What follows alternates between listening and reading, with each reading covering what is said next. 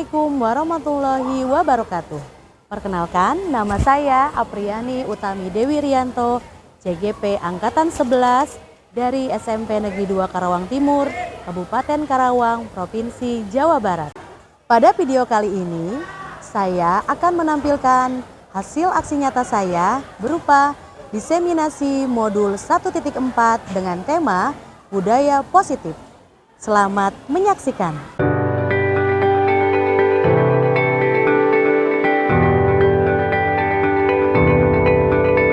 Bismillahirrahmanirrahim. Assalamualaikum warahmatullahi wabarakatuh. Waalaikumsalam warahmatullahi wabarakatuh. Selamat siang Bapak Ibu guru sekalian. Siang. Ya.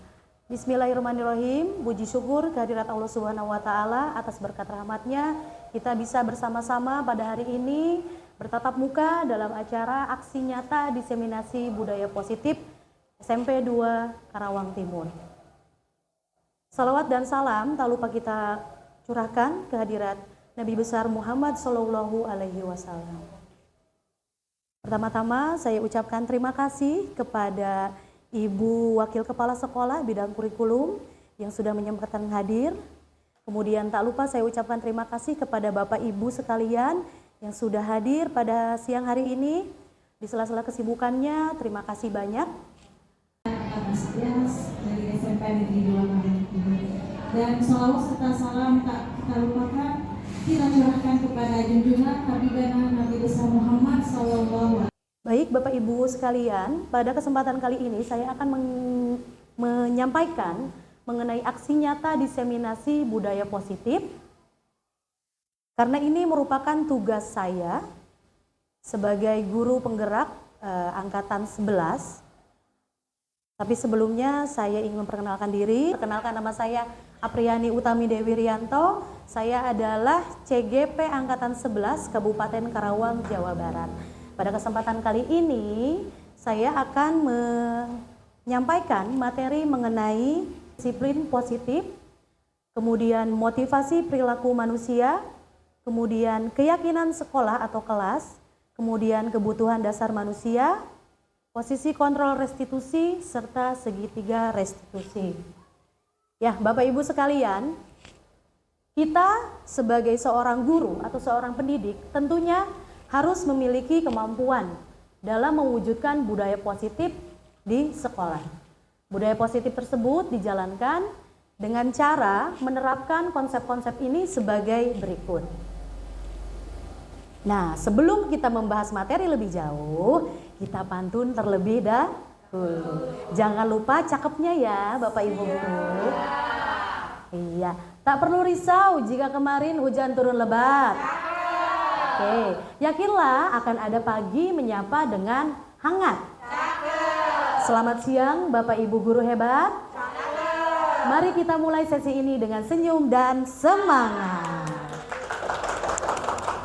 Baik, terima kasih. Ya, kita lanjutkan ke materi selanjutnya yaitu disiplin positif. Apa itu disiplin positif? Bapak Ibu, disiplin itu apa sih? Bertanggung jawab, boleh. Ada lagi yang lain?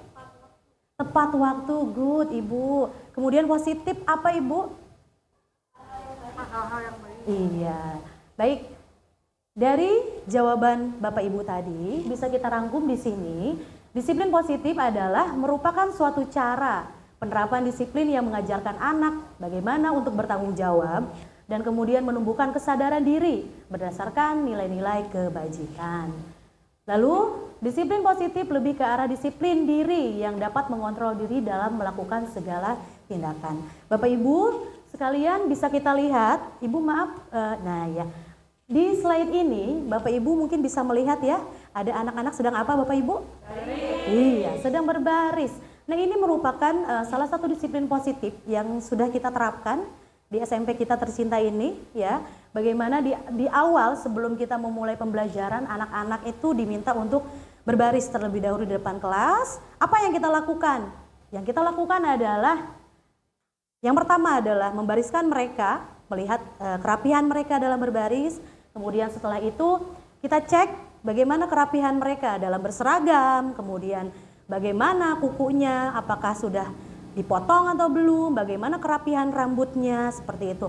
Selain itu, sesudah mereka rapi, kita arahkan ke dalam kelas. Nah, di dalam kelas kita mulai dengan membiasakan pembiasaan yang tujuannya adalah untuk menumbuhkan, sebelumnya Bu, menumbuhkan kesadaran diri berdasarkan nilai kebajikan. Pembiasaan seperti apa yang kita lakukan? Yaitu yang pertama berdoa terlebih dahulu, kemudian pembacaan juz amma ya, kemudian pembacaan Asmaul Husna. Nah, seperti itu. Next, Bu. Nah, disiplin positif, disiplin diri dapat membuat murid memahami serta menyadari berdasarkan motivasi internal, bukan akibat paksaan, pujian atau hukuman.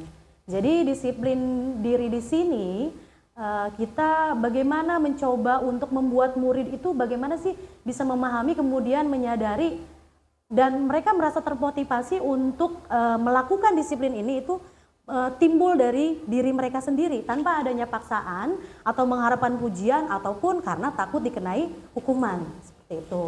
Next. Nah, konsep disiplin positif merupakan unsur utama dalam terwujudnya budaya positif yang kita cita-citakan di sekolah. Nah, di sini guru berpendapat bahwa kalau saja anak-anak bisa disiplin, pasti mereka akan bisa belajar dengan baik. Tetapi pada kenyataannya tentu saja sulit ya Bapak Ibu ya, untuk menerapkan disiplin di kehidupan anak-anak kita loh di sekolah ya. Para guru juga berpendapat bahwa mendisiplinkan anak adalah bagian yang paling menantang. Betul atau tidak Bapak Ibu? Betul. Iya, betul, itu paling sulit ya, paling menantang. Nah, ini kita sampai di materi 6 karakter dalam profil pelajar Pancasila. Bapak Ibu sepertinya sudah hafal ya mengenai 6 karakter dalam profil pelajar Pancasila. Ada apa saja Ibu? Yang pertama, ya, beriman, bertakwa kepada Tuhan dan berakhlak mulia. Kemudian yang kedua, berkebinekaan global, kemudian bergotong royong, kemudian kreatif, lalu bernalar kritis dan mandiri. Sampai lagi tadi motivasi perilaku manusia. Ya, Bapak Ibu sekalian, tentunya setiap orang dalam melakukan sesuatunya pasti memiliki motif tersendiri, ya. Betul tidak Bapak Ibu? Seperti contohnya Bapak Ibu pergi ke sekolah, pasti ada motif yang melandasinya, bukan? Ya, betul. Apa itu Bapak Ibu? Mengajar. Mengajar, betul. Apakah hanya itu saja Bapak Ibu? Tidak ada. Baik, kalau kita lihat di sini, teori motivasi perilaku manusia itu dibedakan ke dalam 3 jenis motivasi. Yang pertama, yaitu adanya motivasi untuk menghindari ketidaknyamanan atau hukuman. Nah, kita sangkutkan kepada murid kita ya Bapak Ibu ya.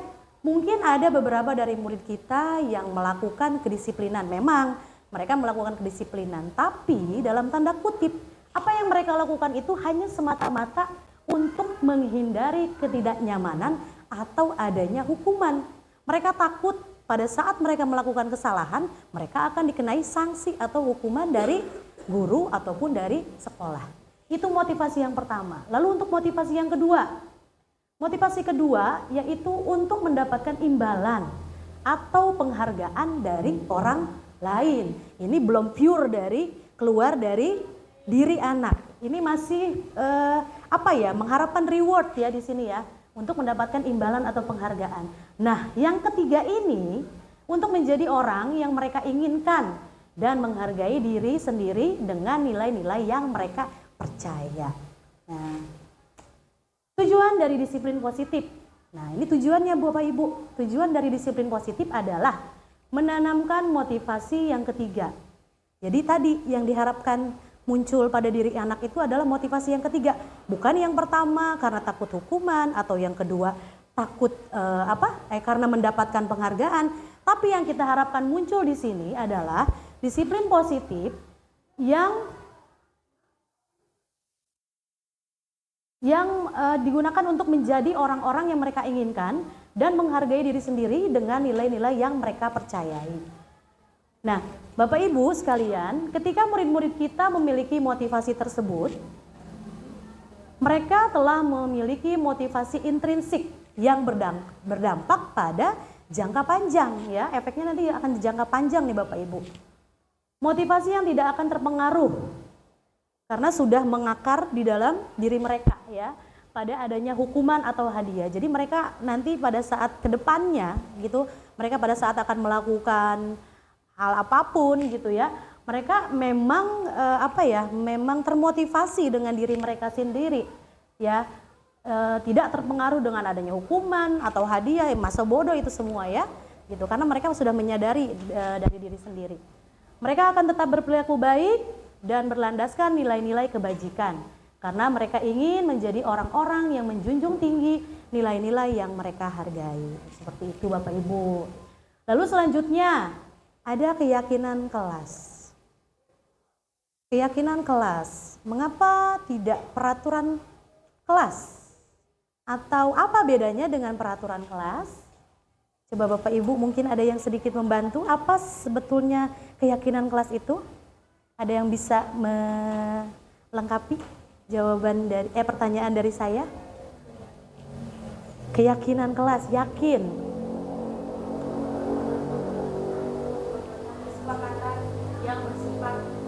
Kesepakatan yang bersifat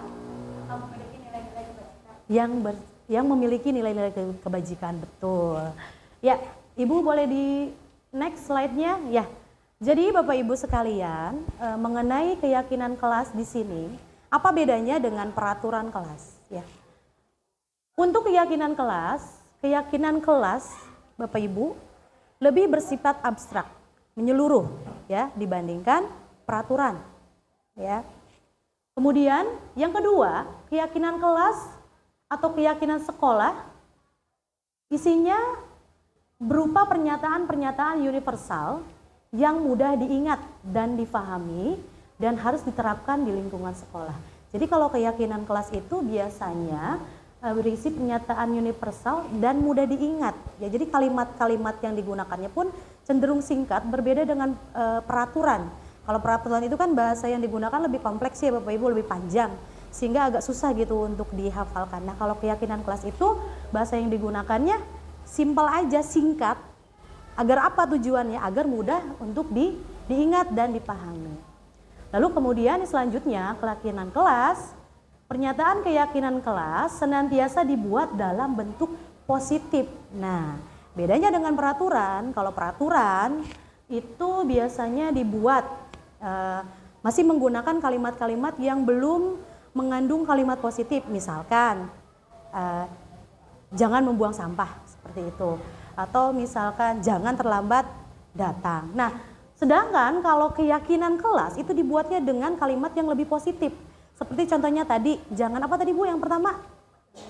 Jangan buang sampah sembarangan misalkan. Nah, kita buat dengan kalimat positifnya yaitu buanglah sampah pada tempatnya. Yang selanjutnya yaitu keyakinan kelas hendaknya tidak terlalu banyak. Nah tadi ya tidak terlalu banyak sehingga mudah diingat dan dipahami oleh warga kelas, seperti itu. Next, nah di sini dalam pembuatan keyakinan kelas, guru atau kita ya Bapak Ibu memiliki peran dalam mewujudkan terbentuknya keyakinan sekolah atau kelas dengan adanya kesepakatan antara guru dan murid. Bapak Ibu, mungkin kalau untuk peraturan, tapi kalau untuk keyakinan kelas, di sini kita sebagai guru itu berkolaborasi dengan anak-anak, ya, menyampaikan keinginan-keinginan mereka, apa sih yang mereka inginkan, apa yang guru inginkan, ya, untuk kita terapkan di dalam kelas, ya, gitu. Jadi adanya kesepakatan antara guru dan murid. Jadi tidak satu pihak aja Bapak Ibu, tidak hanya guru yang memberikan peraturan ini harus dilaksanakan, tidak. Tetapi anak-anak juga diberikan kebebasan, leluasa mereka untuk mengutarakan apa yang mereka inginkan. Seperti itu.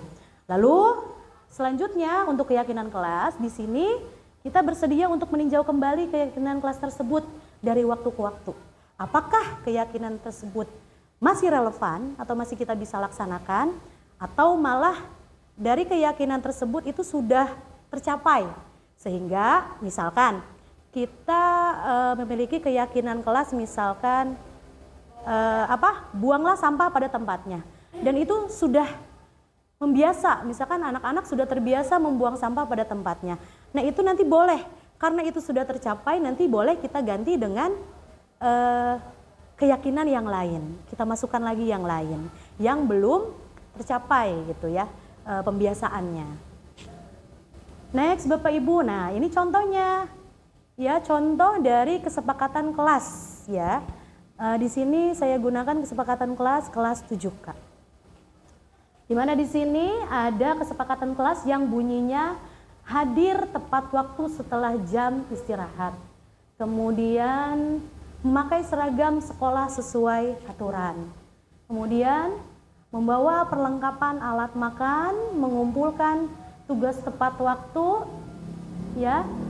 Kemudian kehadiran sakit izin alpa maksimal 3 kali. Kemudian merawat dan menjaga perlengkapan kebersihan kelas dan sebagainya. Kemudian di sebelahnya lagi di sini ada keyakinan kelas, rawat dan menjaga perlengkapan kebersihan kelas ya. Kita ambil poin yang itu.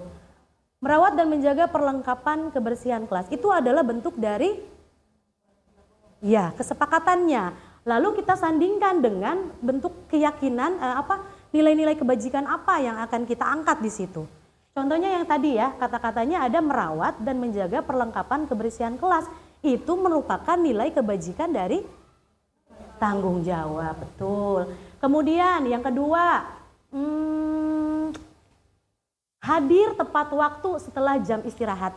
Nilai kebaikan yang ingin diambilnya adalah betul, disiplin waktu, Bapak Ibu. Kemudian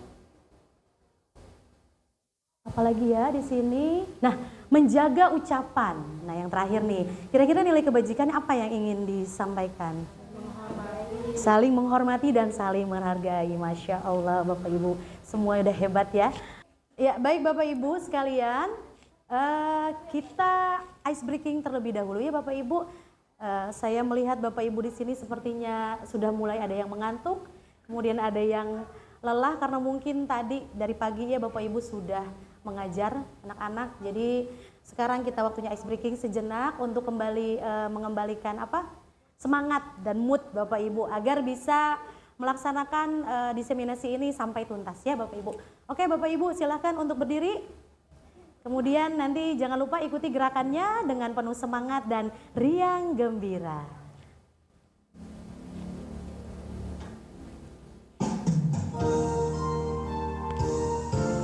Smart teacher, saya pikir, saya rasa, saya bisa. Tangan ke atas menggapai bintang, tangan ke samping burung yang terbang, tangan ke depan ikan berenang, duduk yang rapi siap berdoa. Putar-putar tangan diputar, gulung-gulung tangan digulung. Setelah melakukan ice breaking, segar. Apa nggak tambah capek? Jadi nggak ngantuk. Oh, jadi nggak ngantuk lagi. Oke, berarti kurang lebihnya berarti ice breaking ini bermanfaat ya Bapak Ibu ya. Nah mungkin nanti Bapak Ibu bisa terapkan ice breaking ini pada saat Bapak Ibu melakukan pembelajaran di kelas. Ketika Bapak Ibu melihat anak-anak sudah mulai bosan, sudah mulai mengantuk, atau kita bisa gunakan di jam-jam rawan ya Bapak Ibu ya, untuk mengembalikan lagi semangat mereka. Nah baik Bapak Ibu sekalian, kita berlanjut ke materi selanjutnya yaitu tentang kebutuhan dasar manusia. Nah Bapak Ibu sekalian, kita sebagai manusia ya, kita sebagai guru adalah manusia. Kemudian murid-murid kita juga manusia ya. Tentunya kita sebagai manusia memiliki kebutuhan. Kebutuhannya apa saja sih yang kita perlukan? Makan, betul, itu adalah merupakan kebutuhan primer kita ya. Kemudian selain makan apa lagi?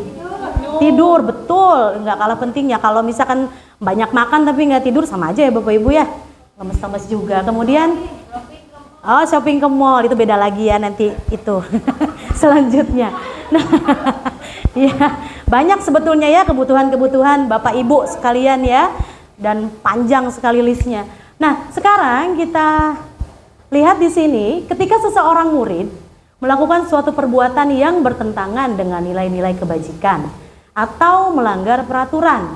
Sebenarnya itu dikarenakan karena mereka gagal dalam memenuhi kebutuhan dasar mereka. Ya, Bapak Ibu, seringkali kan kita mendapati ya anak-anak kita di kelas itu ya berbuat hal-hal yang bertentangan dengan nilai-nilai atau yang perbuatan yang melanggar peraturan ya. Mungkin kalau kita tidak tahu itu pasti kita langsung menjudge. Wah, ini anak udah nakal nih, melanggar peraturan, udah kena sanksi aja pokoknya gitu kan. Nah, tapi di sini kita harus tahu sebetulnya Bapak Ibu, anak-anak kita, murid-murid di sekolah kita itu memiliki kebutuhan ternyata, ya. Ketika mereka melakukan pelanggaran, kemudian bertentangan dengan nilai-nilai kebajikan, itu semua kan ada alasannya Bapak Ibu. Itu semua dikarenakan karena ada salah satu kebutuhan dasar mereka yang belum terpenuhi. Tuh Bapak Ibu. Nah, di sini ada beberapa kebutuhan yang diperlukan ya dari peserta didik, yaitu adalah kebutuhan untuk bertahan hidup. Kemudian yang kedua adalah kebutuhan kasih sayang ya dan rasa diterima, kemudian penguasaan, kemudian kebebasan, lalu kesenangan. Ya. Nah, di sini kita coba untuk membedah satu kasus ya, yang mungkin ini salah satunya ditemui oleh Bapak Ibu ketika di kelas ya. Kalau misalkan mirip-mirip ya, ini juga berdasarkan realita ya. Realita yang saya temui di kelas ya. Boleh saya bacakan ya Bapak Ibu ya. Yang pertama di sini ada kasus. Nah, Ibu Ani di sini sebagai wali kelas sedang bingung menghadapi ulah salah satu murid di kelasnya yang namanya Tony, Bapak Ibu. Siapa? Tony. Ibu gurunya? Iya, jangan dirubah jadi Ina atau Inu ya. Beberapa anak telah mengeluhkan Tony yang seringkali meminta bekal makan siang mereka dengan paksa. Jadi Tony itu ngapain kata Bapak Ibu? Nah, minta bekalnya maksa katanya. Makan siang mereka dengan paksa. Jika Anda menghadapi situasi seperti Ibu Ani, apa yang akan Anda lakukan? Menurut Anda, kira-kira apa alasan Tony melakukan hal itu? Jangan dulu di slide, Bu. Oke, tebak-tebakan dulu. Kira-kira Ibu bakal melakukan apa nih di sini sebagai seorang guru? Lapar. Alasannya ya, bukan apa yang akan dilakukan. Alasannya kira-kira apa yang alasannya apa sih yang melatar belakangi Tony berbuat seperti itu menurut Bapak Ibu? Mungkin dia lapar, Masya Allah. Oh, karena nggak bawa bekal, jadi dia minta bekal temennya ya? Oke. Mau makannya membosankan, Bu ya. Bisa jadi ya Bapak Ibu ya. Mungkin dikasih makan sama ibunya telur ceplok lagi, telur dadar lagi. Bosan kali ya Bu ya. Kan monoton ya, makan itu aja ya. Kita juga perlu alternatif lain, varian lain ya. Ya. Oke. Kita next slide Bu. Oke. Nah, kalau kita lihat kasus yang pertama tadi mengenai Tony ya, yang mengambil makan temannya dengan paksa. Nah, kalau kita lihat di sini, apa sih yang melatar belakangi Tony? Yang pertama itu adalah mungkin kebutuhan Tony dari segi kebutuhan bertahan hidupnya belum terpenuhi. Di mana di sini kebutuhan bertahan hidup atau survival adalah segala sesuatu yang sangat penting untuk dipenuhi karena ini berkaitan dengan kelangsungan hidup seseorang. Kebutuhan ini dapat bersifat fisiologis, ya, seperti contohnya Bapak Ibu makan, minum, bernapas itu merupakan kebutuhan inti ya atau primer ya. Betul nggak Bapak Ibu? Iya.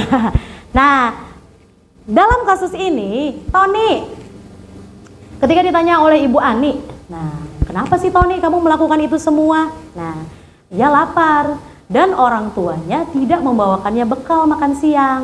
Maka Tony melakukan survival dengan mengambil makanan temannya ya agar kebutuhan dia, rasa laparnya itu bisa terpenuhi. Nah, ya di sini. Nah, jadi Bapak Ibu jangan anggap ini sebagai bentuk kenakalan semata ya. Jadi di sini adalah mungkin ada satu tadi kebutuhan yang belum terpenuhi ya dari Tony ya tadi ya, kebutuhan untuk bertahan hidup atau survival. Nah, yang kedua, nah di sini Mungkin alasan Tony melakukan perbuatan tersebut yaitu adanya dari kebutuhan kasih sayang dan rasa diterimanya di sini belum terpenuhi, ya. Kebutuhan untuk disayangi, kemudian diterima, yaitu melalui kebutuhan akan hubungan dan koneksi sosial, kebutuhan untuk memberi, kemudian menerima kasih sayang, dan kebutuhan untuk merasa menjadi bagian dari suatu kelompok. Kebutuhan ini juga meliputi keinginan untuk tetap terhubung dengan orang lain, seperti halnya teman, kemudian keluarga, pasangan hidup, teman kerja, binatang peliharaan, dan kelompok di mana kita tergabung. Nah, di dalam kasus Tony ini, Tony menjawab, ini alasannya nih Bapak Ibu, alasan yang kedua. Alasannya mengambil bekal temannya karena dia merasa senang. Temannya jadi memperhatikan dia. Ada ya orang yang minta perhatiannya dengan cara seperti itu ya. Ya, jadi mungkin kalau menurut Tony, aku ambil aja gitu kan bekal temannya. Jadi aku merasa diperhatikan gitu ya. Nah, ketika temannya melaporkan tindakannya itu pada gurunya dan gurunya memberitahu orang tua, sehingga orang tuanya menjadi memperhatikan dia. Nah, itu tujuannya Tony tuh tadi.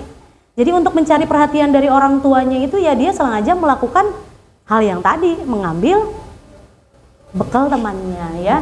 Nah, di sini dikarenakan karena kebutuhan dasar yang sedang dipenuhi Tony adalah kebutuhan akan kasih sayang dan rasa diterimanya itu belum terpenuhi. Makanya dia melakukan hal tersebut. Seperti itu Bapak Ibu.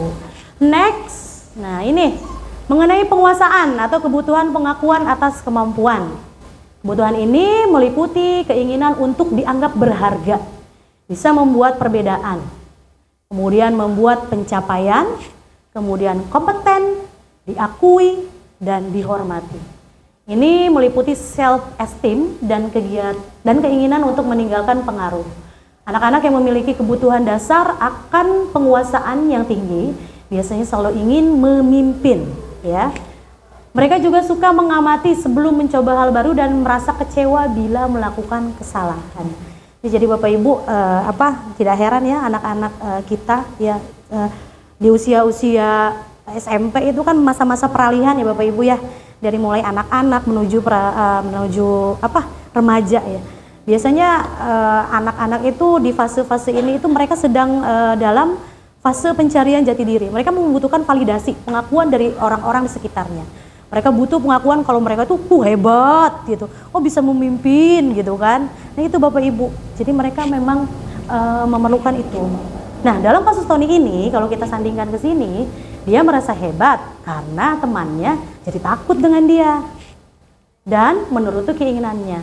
Maka sebetulnya pada kasus ini Tony sedang berusaha untuk memenuhi kebutuhan dasarnya akan kekuasaan. Lalu selanjutnya, nah ini mengenai kebebasan. Kebutuhan akan pilihan. Kebutuhan untuk bebas adalah kebutuhan akan kemandirian, otonomi, memiliki pilihan, dan mampu mengendalikan arah hidup seseorang. Anak-anak yang tumbuh dengan kebebasan yang tinggi menginginkan adanya pilihan. Nah, kemudian suka mencoba-coba dan tidak terlalu terpengaruh orang lain dan senang mencoba hal baru dan menarik. Nah, di sini di dalam kasus Tony, dia merasa bosan dengan bekal makanan yang tadi dibawakan ibunya dari rumah. Betul kata Bu Sinta tadi, mungkin Tony bosen tuh makannya itu-itu aja. Makanya dia ambil makanan punya temennya, ya.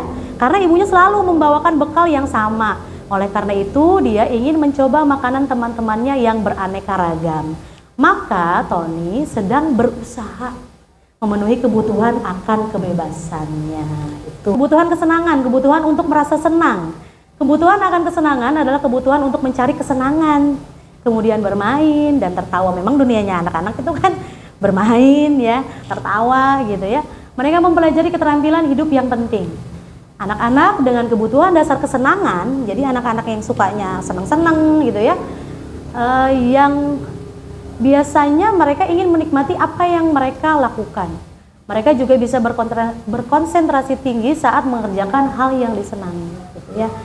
Kemudian Apa hubungannya dengan kasus Doni? Nah, di dalam kasus Tony ini, maaf tadi salah ketik ya, harusnya Tony, ia melakukannya karena iseng-iseng aja Bapak Ibu. Kalau yang tadi kan alasannya mungkin ingin cari perhatian, kemudian ingin ya memenuhi rasa laparnya, kemudian untuk penguasaan dan mencari ya kebebasan. Nah, di sini dia cuman iseng aja, dia ingin menikmati ekspresi wajah-wajah temennya. Jadi semakin dia melihat temannya kesal, ya, dia semakin senang. Maka dari itu, Doni sedang berusaha memenuhi kebutuhan akan kesenangan. Oke, Bapak Ibu. Jadi 5 yang melandasi yang dilakukan oleh Tony ya, kalau kita tadi hubungkan ke dalam kasus Tony. Next, Ibu. Nah, di sini posisi kontrol restitusi, ya. Bapak Ibu sekalian, kita sampai di slide posisi kontrol restitusi. Ya, next Ibu. Nah, di sini ada sebuah tayangan video yang mungkin bisa Bapak Ibu saksikan, ya.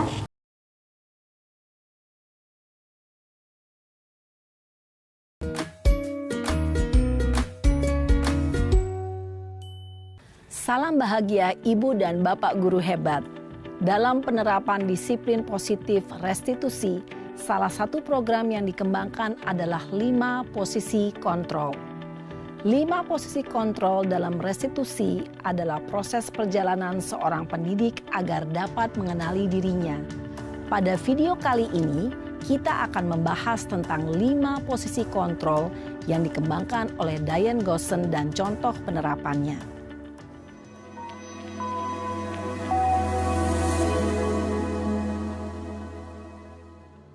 5 posisi kontrol itu adalah 1. Posisi penghukum.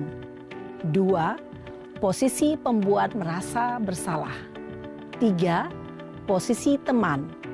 4. Posisi pemantau atau monitor. Dan 5. Posisi manajer. Untuk lebih memahami kelima posisi tersebut, mari kita saksikan kasus Naren yang terlambat hadir 20 menit di sekolah dan melihat bagaimana kelima posisi kontrol dalam menghadapi masalah tersebut.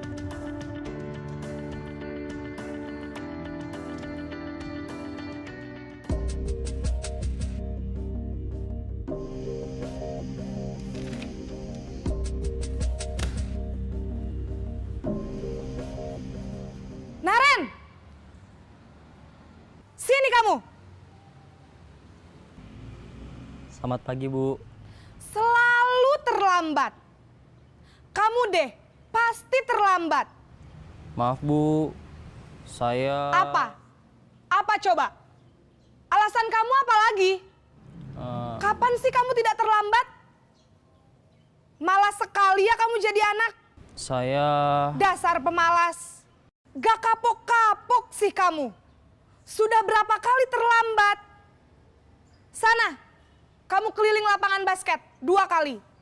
Kenapa saya harus keliling lapangan basket, Bu? Kenapa? Kamu mau lawan ibu? Berani-beraninya jawab. Sudah terlambat, masih berani jawab pula. Sekarang, keliling lapangan basket 5 kali sekalian. Biar kapok. Cepat. Pergi sana ke lapangan basket. Posisi penghukum biasanya berbicara dengan nada tinggi, menghardik, menunjuk-nunjuk, menyakiti, dan menyindir. Hukuman bisa berupa fisik maupun psikis. Ibu dan Bapak guru hebat, dampak yang terjadi pada murid ketika guru berada pada posisi penghukum adalah murid cenderung akan memberontak, bahkan menyimpan dendam.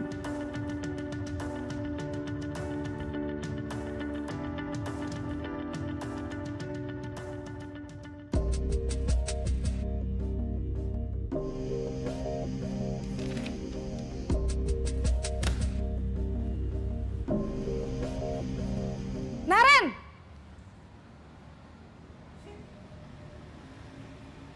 Selamat pagi, Bu. Naren.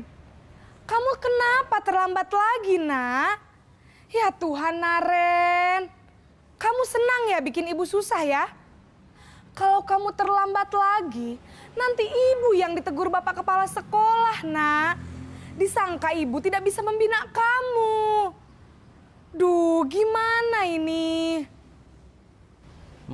Maaf Bu. Duh Gusti Naren.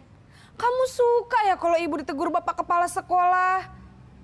Terus, sekarang ibu harus tulis apa ini di buku absen? Ini kamu sudah sering terlambat loh. Ibu harus apa coba? Maaf Bu. Maaf sekali. Ya sudah, lain kali jangan bikin ibu susah lagi ya nak ya. Ibu tidak akan kuat lagi kalau kamu begini terus. Bisa jantungan kalau ibu ditegur bapak kepala sekolah. Sana cepat ke kelas. Maaf ya Bu. Maaf sekali. Posisi pembuat rasa bersalah berbicara dengan nada tenang, cenderung lembut.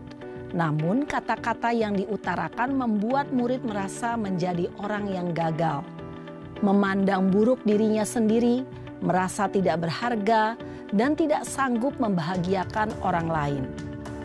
Ketika guru mengambil posisi pembuat rasa bersalah, murid akan menganggap dirinya yang bersalah dan ia akan menyimpan emosi negatif tersebut di dalam dirinya.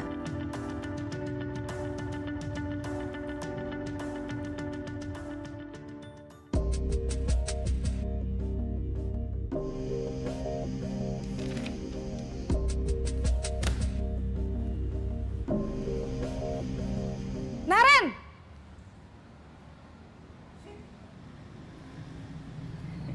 Selamat pagi Bu. Wah, sudah jam berapa ini nak? Terlambat lagi ya sayang. Iya Bu. Habis ibu saya lupa bangunkan saya Bu.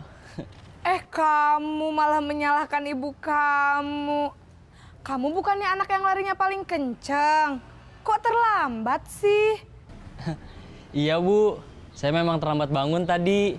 Jadi biarpun saya lari kencang, tetap gak kekejar Bu. Ya sudah sana, nanti lain kali larinya lebih kenceng lagi ya. Biar gak terlambat lagi.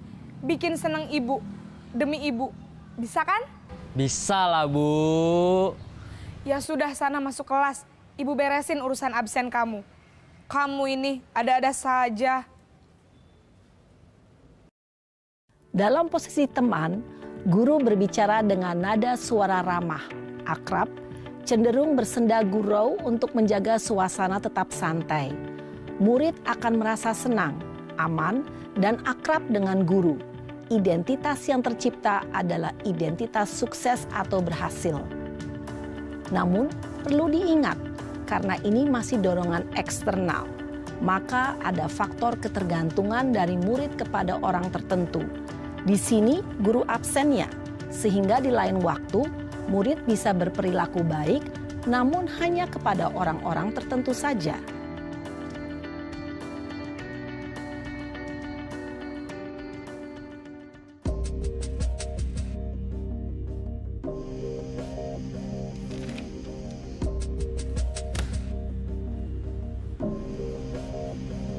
Naren!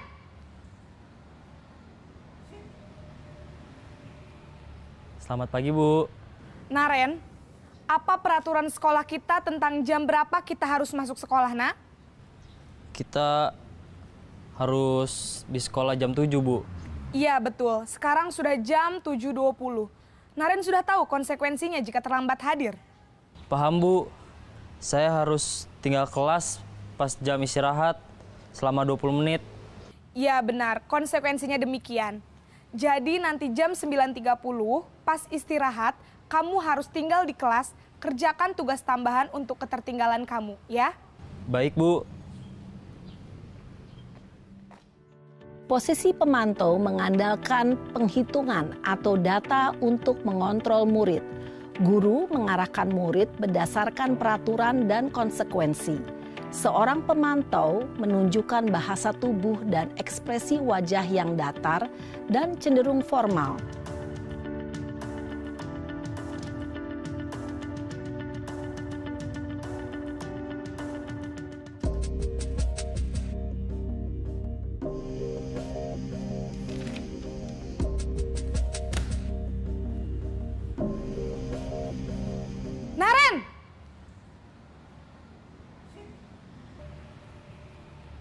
Selamat pagi, Bu. Selamat pagi, Naren. Maaf, Bu. Saya terlambat. Iya, sekolah masuknya jam 7, sekarang sudah jam 7.20. Jadi sekarang bagaimana ini, Naren? Maaf, Bu. Saya lupa setel alarm saya semalam. Baiklah, menurut kamu, keyakinan sekolah yang mana yang perlu kamu tingkatkan? Menghargai diri sendiri dan orang lain mungkin ya, Bu. Setuju. Jadi, apakah Naren meyakini prinsip saling menghormati tersebut? Iya, Bu. Saya meyakininya. Apakah Naren bersedia memperbaiki masalah keterlambatan ini? Bersedia, Bu. Bagaimana kamu akan perbaiki masalah keterlambatan ini? Saya akan coba untuk tidak lupa menyetel alarm saya, Bu. Baik, kalau Naren lupa menyetel alarm di rumah, ada orang yang kira-kira bisa bantu mengingatkan tidak? Ada, Bu. Kakak saya, Kak Ema. Ada lagi selain Kak Ema? Selain Kak Ema, ada ibu saya. Baik, jadi yang mengingatkan Naren adalah Kak Ema dan ibu kamu ya? Kira-kira akan mulai setel alarm kapan nih, Naren? Setelah pulang sekolah, akan segera saya lakukan. Baik, jadi Naren akan setel alarm untuk bangun besok pagi dan akan diingatkan oleh kakak dan ibunda Naren ya. Ada lagi yang mungkin perlu dilakukan, Naren? Agar tidak terlambat bangun lagi. Tidak ada, Bu. Baik, Naren.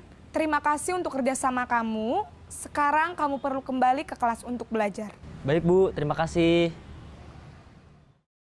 Posisi manajer adalah posisi kontrol yang disarankan untuk membimbing murid memiliki sikap disiplin yang positif, yaitu murid yang mandiri, bertanggung jawab, dan dapat memecahkan masalah.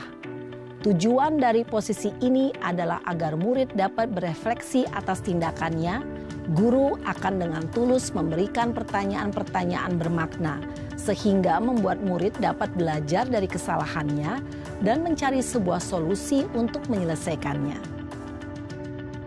Ibu dan bapak guru hebat, setelah mengamati adegan kelima posisi kontrol tadi, kira-kira posisi mana yang paling ideal? Posisi mana yang dapat menunjang motivasi intrinsik murid?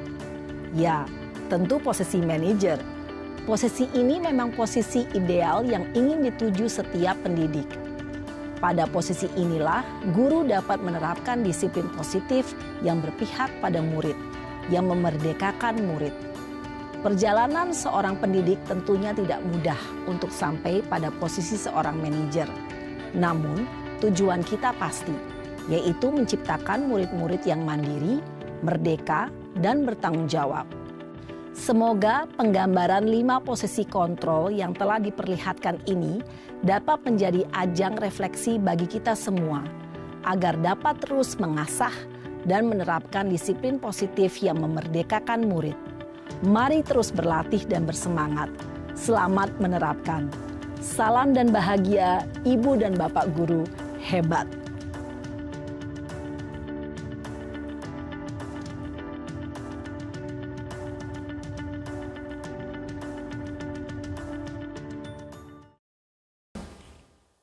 Ya Bapak Ibu, tadi sudah selesai menyaksikan tayangan video ya.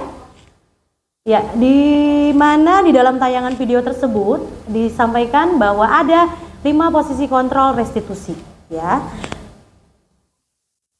Ya, di sana guru sebagai penghukum, kemudian guru sebagai pembuat merasa bersalah, kemudian guru sebagai teman, kemudian guru sebagai pemantau, dan guru sebagai manajer. Nah, Bapak Ibu, tentunya kita sebagai guru, posisi mana yang kita tempatkan untuk membersamai anak-anak kita? Yang sebaiknya dilakukan, apakah guru sebagai penghukum? Apakah sebagai pembuat rasa bersalah? Apakah sebagai teman? Atau pemantau? Atau sebagai manajer? Iya, sebagai manajer. Baik, kita lihat di slide selanjutnya. Nah, Bapak Ibu di sini bisa kita lihat pada tabel posisi kontrol, ya, Bapak Ibu. Di mana bila kita sebagai guru memposisikan diri kita sebagai guru, sebagai penghukum, ya. Ketika anak berbuat kesalahan, maka yang guru perbuat adalah menghardik, kemudian menunjuk-nunjuk, kemudian menyakiti, lalu menyindir. Itu yang dilakukan guru yang sebagai posisi penghukum. Kemudian apa yang dibicarakannya? Kalau kamu tidak melakukannya, awas ya, hasilnya apa nanti kepada peserta didik. Nah, kalau kita memposisikan diri kita sebagai guru penghukum, nanti anak akan memberontak, kemudian menyalahkan orang lain, kemudian ia akan berbohong, ya. Lalu yang kedua, kalau kita memposisikan diri kita sebagai guru pembuat rasa bersalah, apa yang guru perbuat? Yang pertama, berceramah, membuat rasa bersalah itu seperti itu, ya, tindakannya, kemudian perkataannya. Lalu nanti hasilnya bagaimana dengan anak murid kita? Murid nanti akan menyembunyikan, kemudian akan menyangkal, kemudian dia akan cenderung untuk berbohong, ya, gitu. Lalu kemudian kalau kita memposisikan sebagai teman, bagaimana?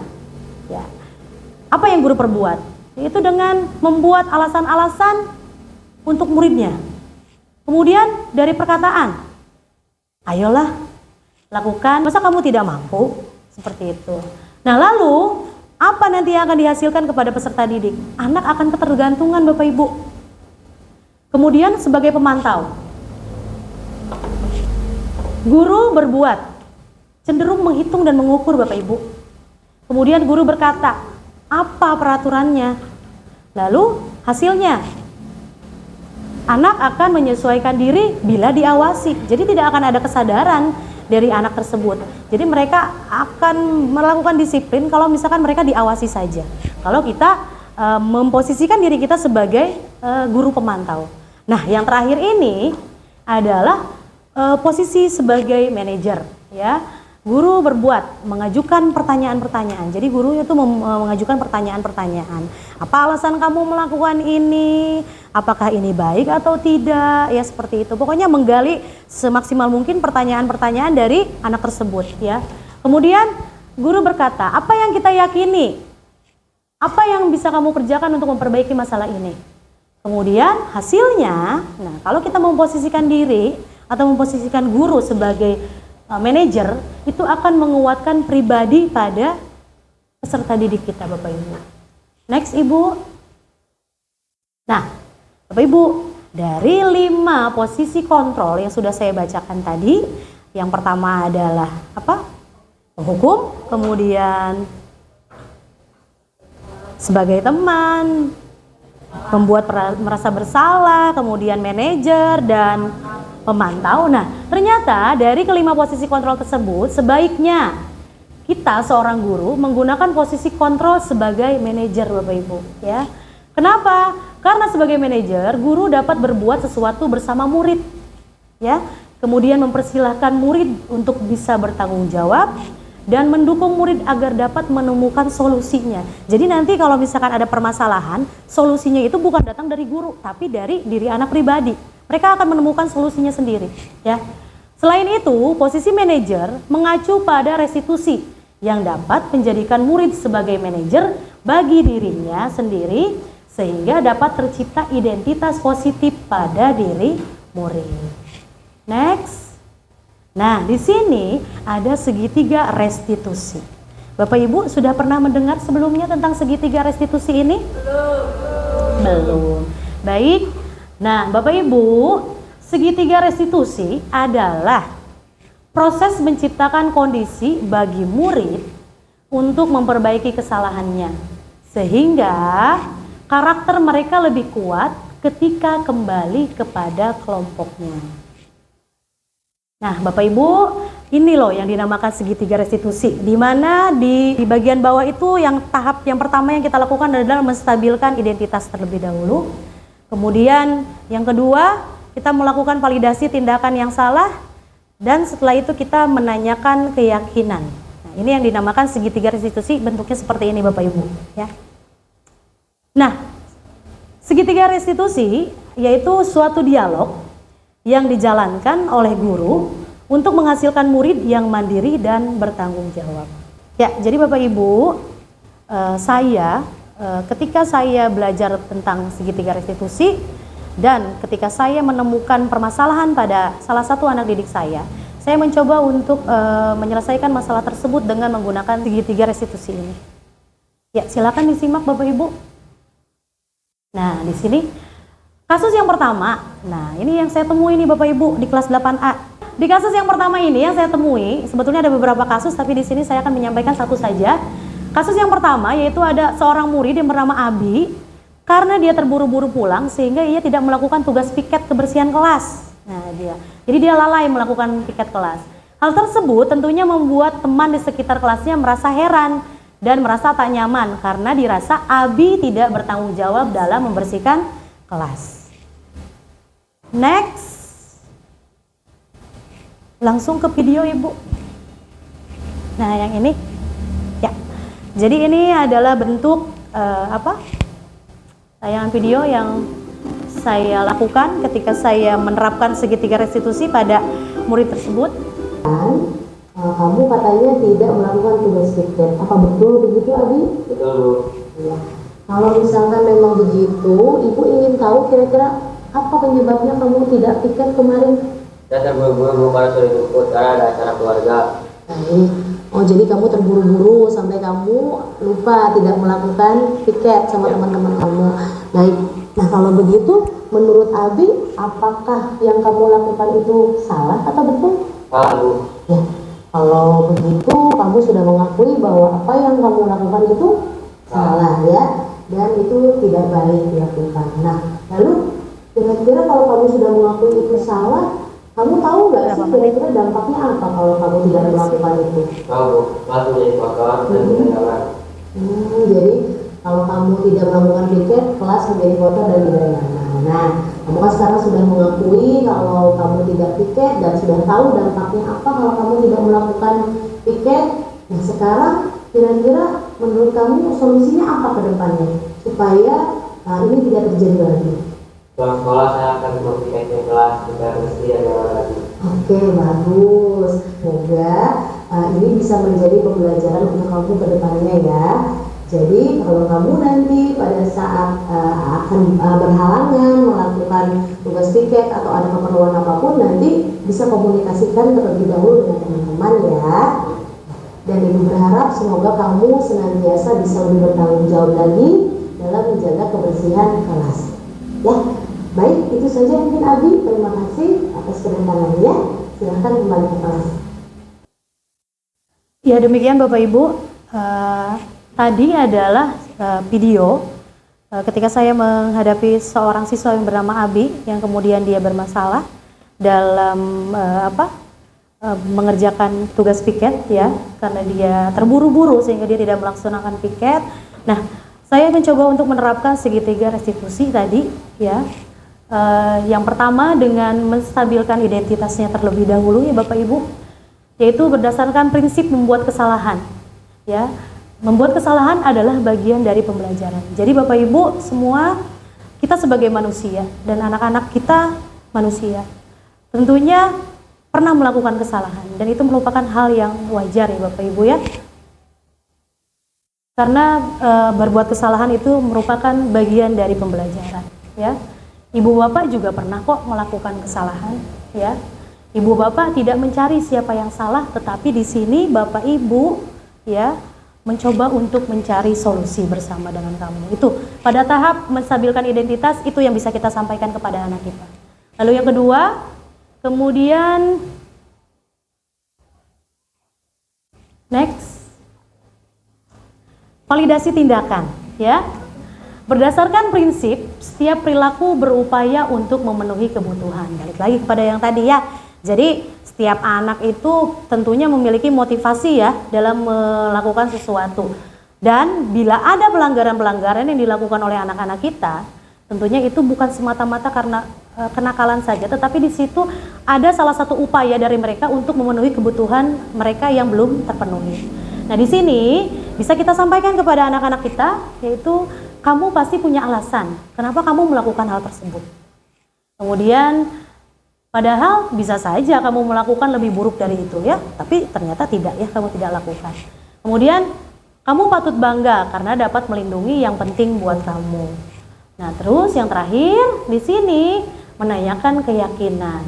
Setelah tadi menstabilkan apa Bu? Menstabilkan identitas. Iya, berarti masih nyimak ya.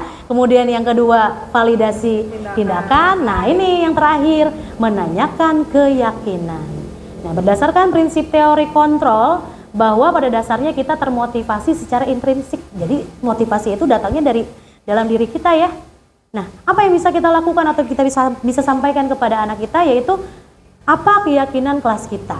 Jadi disandingkan tuh apa kesalahan mereka ya, kita hubungkan berdasarkan keyakinan. Misalkan kayak tadi tuh Abi ya kan melakukan kesalahan tidak piket. Nah, hubungkan ke dalam keyakinan kelas kita. Pastinya kan kita sudah membuat keyakinan kelas kan di awal. Nah, hubungkan dengan keyakinan kelas yang sudah kita buat. Kesalahan tersebut melanggar keyakinan yang mana. Kemudian nilai apa yang telah kita sepakati ya. Kemudian yang terakhir, kamu mau jadi orang yang seperti apa sih? Ya, seperti itu. Next. Ya. Sampailah kita di akhir penyampaian materi diseminasi budaya positif kali ini. Bagaimana Bapak Ibu? Sudah merasa tercerahkan? Sudah. Iya. Jujur saya pada saat mendapatkan materi ini Bapak Ibu di modul 1.4 saya merasa sangat luar biasa, ilmu ini sangat bermanfaat untuk saya terapkan kepada anak-anak saya dan kemudian bisa saya mudah-mudahan kedepannya bisa saya implementasikan di lingkungan sekolah saya. Nah, untuk itu saya juga kenapa saya juga ingin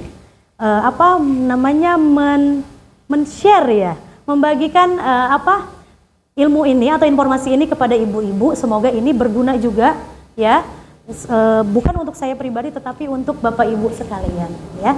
Mohon maaf Bapak Ibu sekalian apabila dalam penyampaiannya saya banyak kesalahan ya. Kurang lebihnya terima kasih. Wabillahi taufiq wal hidayah. Wassalamualaikum warahmatullahi wabarakatuh.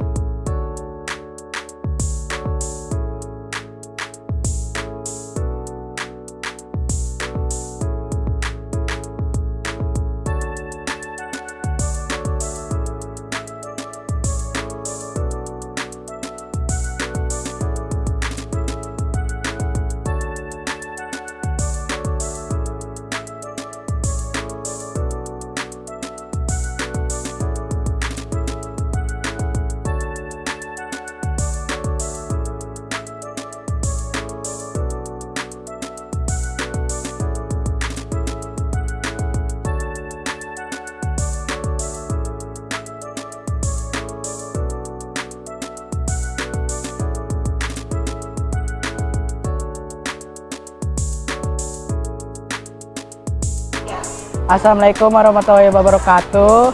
Perkenalkan, nama saya Ryuga Loganli dari SMPN 2 Karawang Timur. Setelah melakukan kesepakatan kelas saya menjadi bersih, tentram, dan nyaman. Sekian, terima kasih. Assalamualaikum warahmatullahi wabarakatuh. Assalamualaikum warahmatullahi wabarakatuh. Perkenalkan, nama saya Afika Molina Putri Delesya. Perkenalkan, nama saya Naila Aulia. Setelah membuat kesepakatan kelas kita menjadi nyaman, aman, dan tertib. Sekian dari kita. Wassalamualaikum warahmatullahi wabarakatuh.